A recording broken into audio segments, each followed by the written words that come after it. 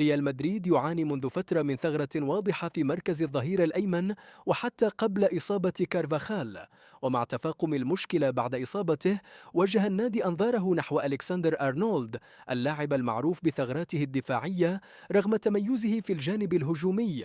وفي وقت يواجه فيه ريال مدريد مشاكل دفاعية كبيرة، لم يبد النادي اهتماما بجلب أفضل ظهير دفاعي في العقد الأخير كايل ووكر. المثير للسخرية أن غوارديولا أعلن مؤخرا عن رغبة ووكر في الرحيل، ورغم ذلك يظل ريال مدريد غير مكترث مفضلا لاعبا يزيد من معاناته الدفاعية بدلا من تعزيزها. ووكر متاح بسعر زهيد، وحتى إذا اعتبر متقدما في العمر فإن مستواه الحالي يكفي لتقديم أداء أفضل من لاعبين أصغر ب10 سنوات.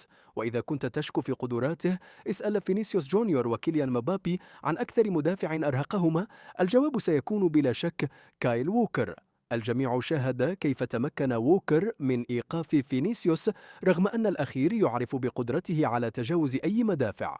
ومع ذلك يبدو أن فلورنتينو بيريز يفضل الثقب الدفاعي أرنولد على الصخرة الدفاعية ووكر، لأنه على ما يبدو يفهم أكثر منا.